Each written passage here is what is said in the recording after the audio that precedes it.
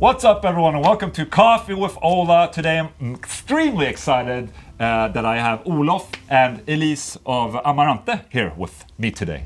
Our pleasure to be here finally. Yes, and awesome. We've had some slight connections in back in the 2000s when I purchased a guitar from you.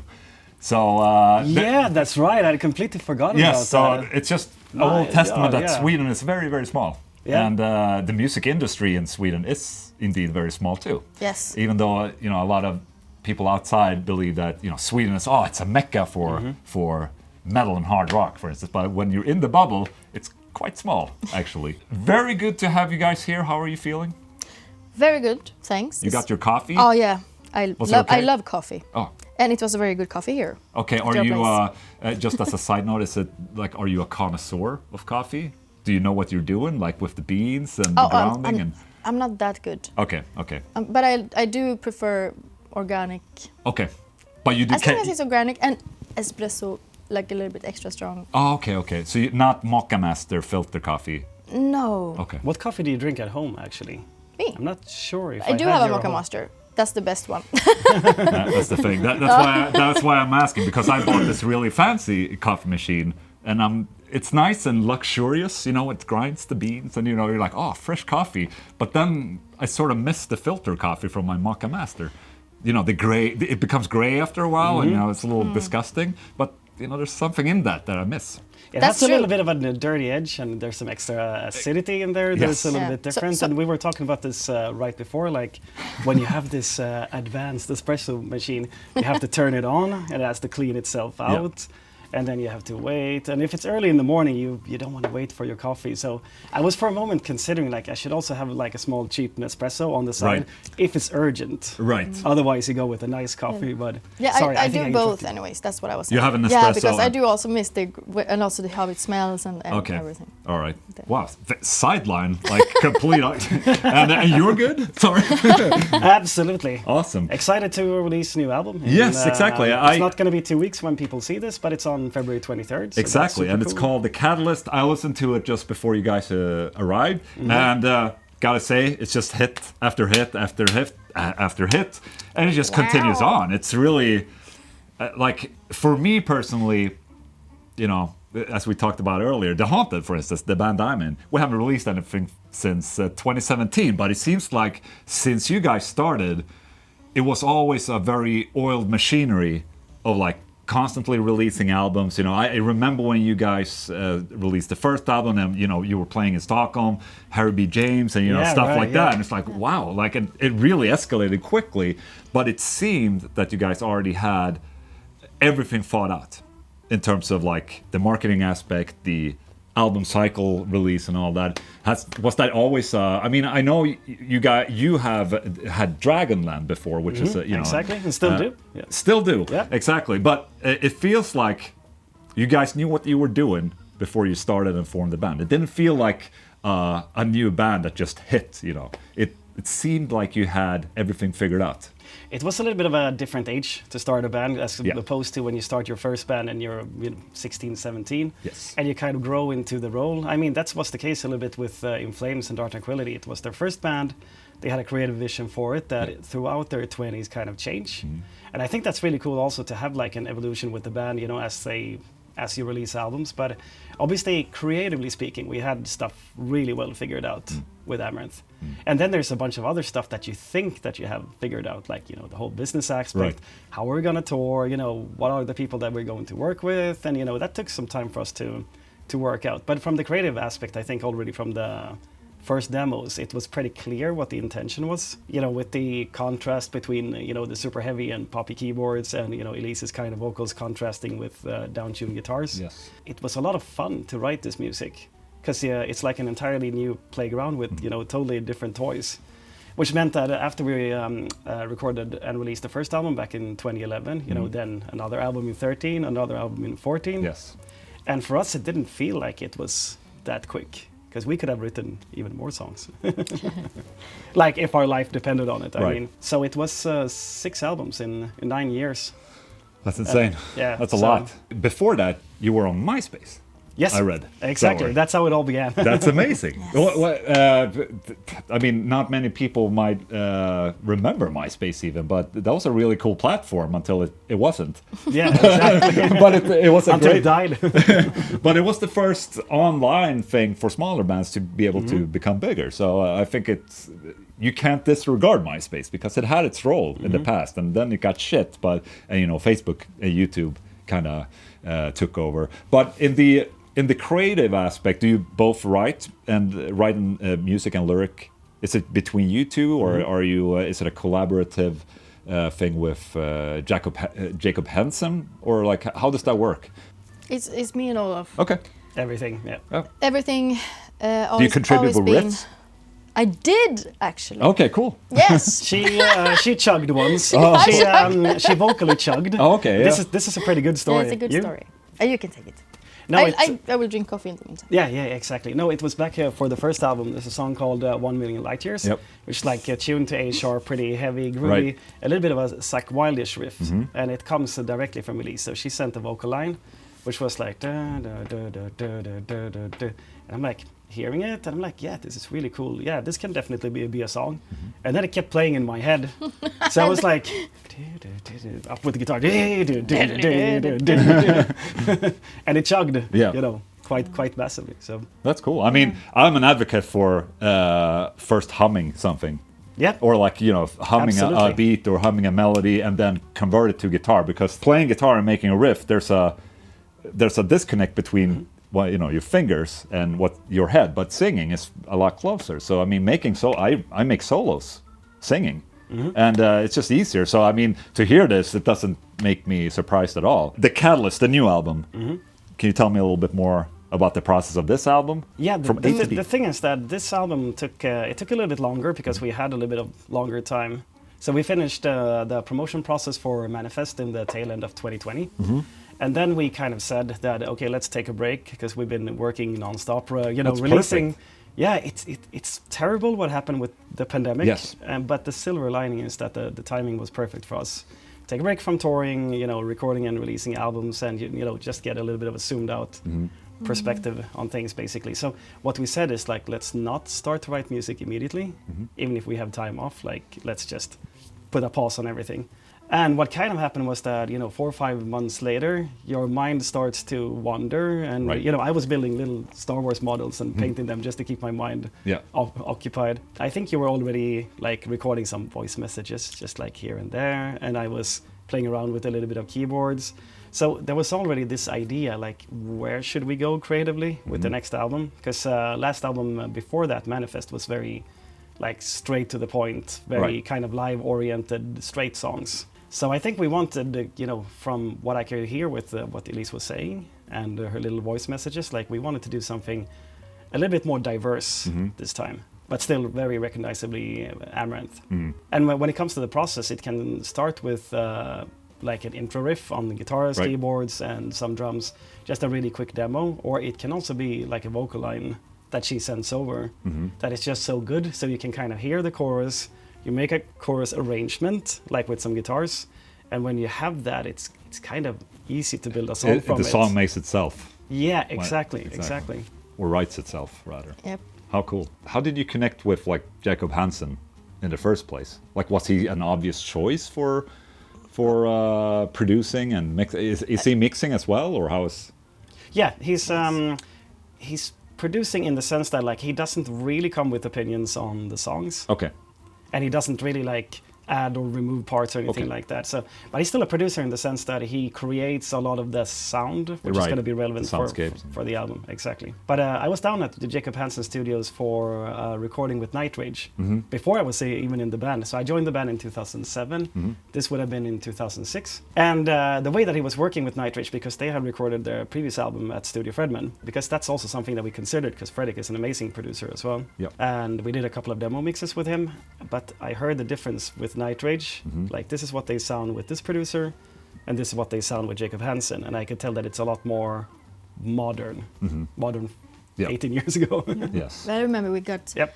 a lot of different mixes from different producers. Oh, when you- it you was shopped? time. Yeah, we shopped. Oh, okay. We Yeah. did. Yeah, that's and it's amazing. also pretty funny that Morten, the drummer, he lives actually very close to Jacob Hansen. Okay. And he's been there also. He was like, I always work with Jacob Hansen, like recording stuff. So it's just easy. He's the one who did most guest performances actually Oh, okay. in the band, and he's the one who had most bands actually. Morten, the drummer.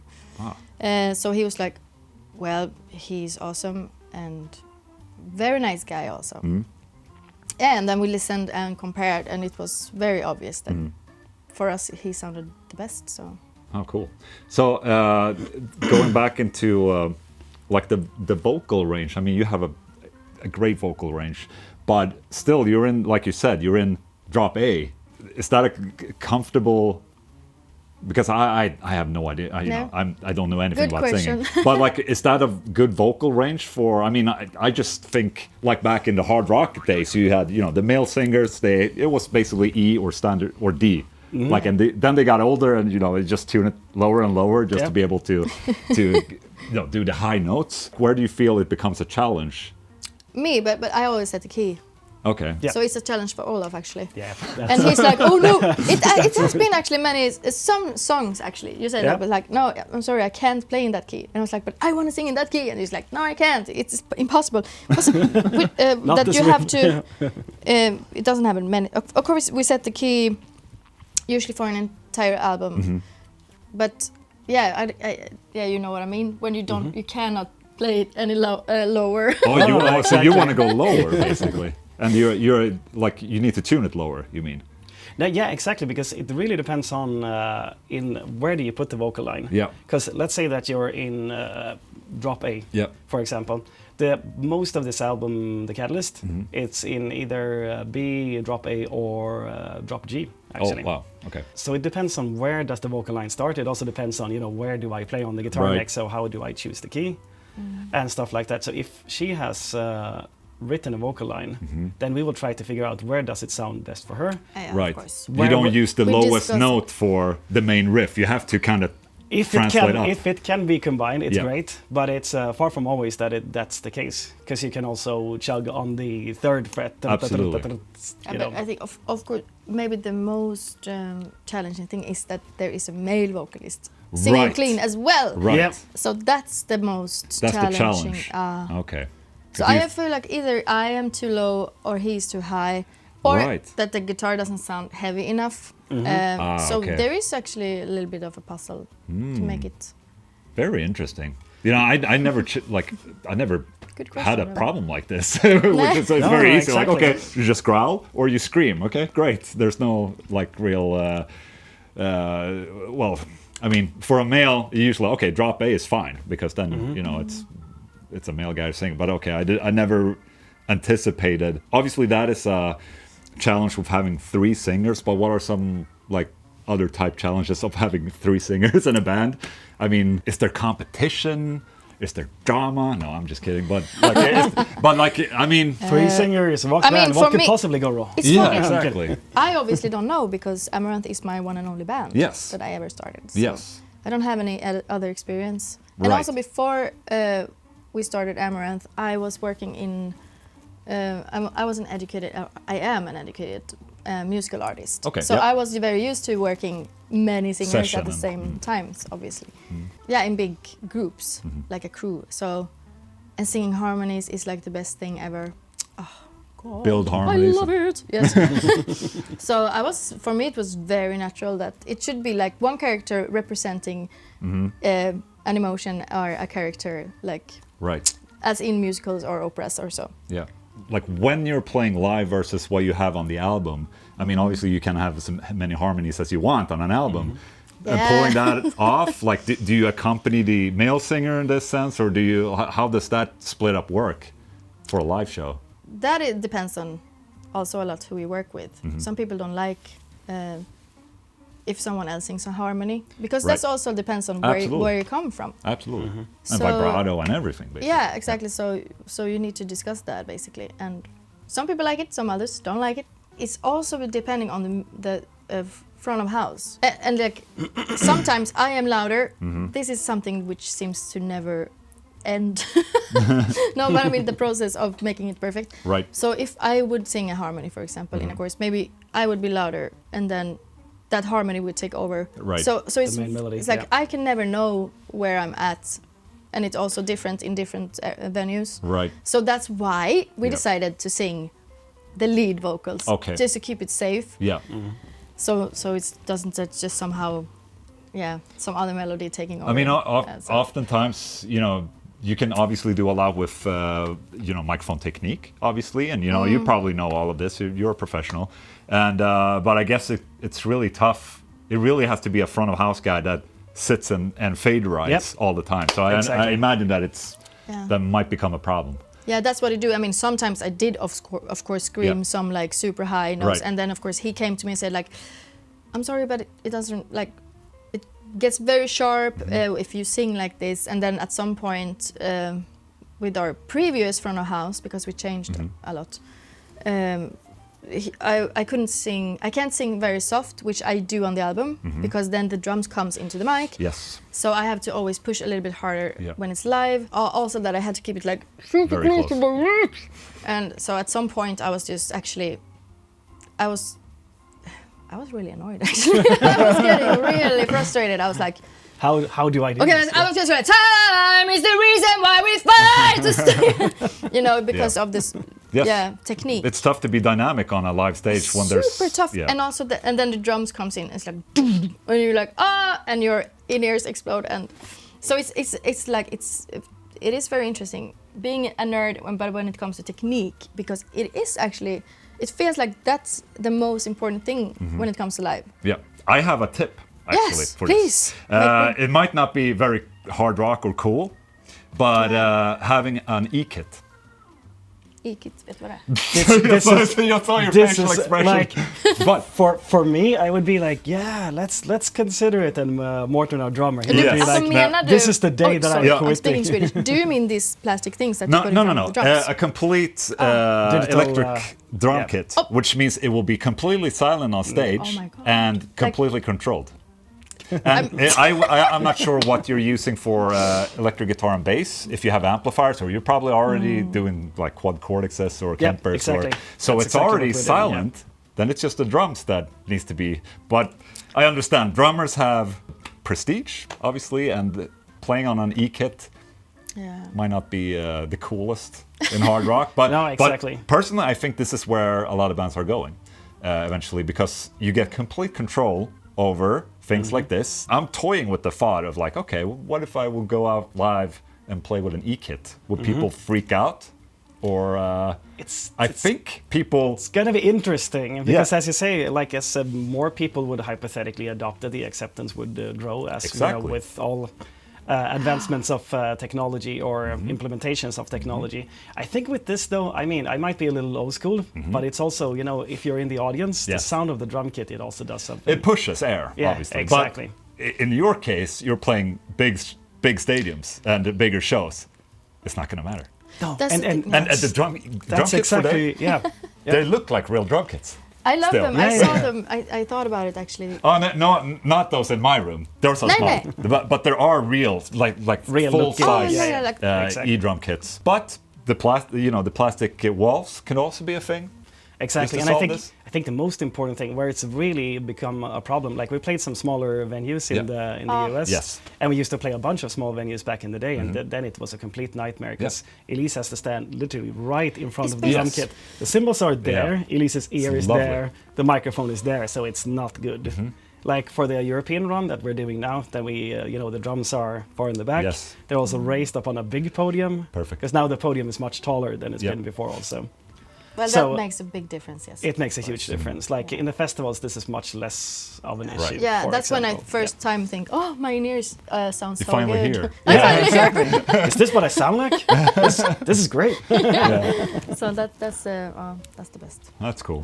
But it's a really interesting thought. Morten, I hope you're not watching this. Are you No. watching this? Well, I'm thinking if more bands would start doing it, maybe it can be more accepted. You can start a trend. Maybe. Just saying. I mean, I have a feeling that the acceptance for this would be bigger with Amaranthe than with the Haunted. But that's just a hunch. But I think Adrian would never do this. Play an e-kit, but I'm thinking for my own, if I would go out as a I meant it as a joke. Yes. No, but someone has to start. I mean, people are getting more accepting of having backing tracks, replacing instruments today. Even okay, you don't even have a bass player; it's on tape. Some bands are like this, and people go watch it anyways, and they're happy. So one day, wasn't it that what Ella Smash Into Pieces? I think was might have been one of the first bands who used this. They do both the e-kit and the bass on backing tracks, actually. So. Yes. I watched Melody Festival, obviously, and I saw that, and I was like, oh, that drum kit looks actually really cool. Did you you see the guitars? They were using my guitars. Yes. Oh my God! Yes, I did. Yes, they're part of the gang. Yes, well. that's part of the gang. Exactly. Wow. Well, anyways, then I started to think, obviously, like I always do when I watch things. I was like, it must be much more easy to fly with as well if you have this kind of drum. Well, the thing is that you don't need the microphones anymore. No. Everything's connected to one and the same, and then everything's happen either at the small little mixing desk, and you get 2 tracks to front of house, and it's done. Sounds like heaven. And you can basically have the kick and the snare. I mean, you can if you have a trigger nowadays, but you basically will have the same sound on the album for live. Why don't everybody just do this? Yeah. Where's Morten? Can we call him? So, segueing a little bit, I'm terribly sorry, but I'm going to talk a little bit about guitars now. Because Olof is also using solar guitars since last year. How did that happen? Give it here. I'm so slow. That story is fun. What was that story? Where you eventually first tried a solar guitar? Yeah, so it was actually interesting. First time I played a solo guitar was actually on the stage in front of 10,000 people. So it's a good opportunity to actually try it out for real. Basically because I think you wrote to me back in the day when you were just starting the band, it would be cool to try it sometime. And I was like, yeah, that sounds really interesting. And time passes really quickly. Yes. So I've been playing Jackson since 2016. I got 2 guitars stolen. I got even the permission from Jackson to use my old comparisons and play them live for this show. But then Lufthansa comes in. And for people who don't know, being a musician, flying to festivals, that's not easy. And it's been terrible these past couple of years in Europe. Just equipment getting delayed. And especially after the pandemic. It was already bad from 19. Before that, it just never happened. But since the pandemic, it's been chaos. So your guitars got delayed? Yeah, exactly. I come to the festival. Yep. I check with some friends in Diabolus in Músicas, Spanish band that I see that are playing, and they're like, can I borrow a guitar from you? What kind of tuning do you use, etc. Because they were playing kind of early in the day, and they're like, yeah, we have these. We have one solar guitar and one ESP. And I'm like, okay, so I get to compare both of the guitars. Perfect. Right? And so I actually decided to use the Solar, it's the Vinta one, as the main guitar with the Fluence Fishman pickups. And as soon as I start to play, I could even see that Elise was reacting to it. She was talking about it afterwards, it sounded really, really good. And I'm like, this guitar is so amazing. Were you using Evertune before, or...? Actually, the very first time that I ever used it was for the Catalyst recording. So I had just come out from using it. So I could actually set it up kind of quickly myself to... Because I've always been against it, which tends to be the case until you actually try the new technology to connect it to the previous conversation. So I was actually using an ESP with Evertune on the Catalyst album for both the rhythms and the solos as well. Because it does something really nice once you have spent the time to set it up and you get used to it.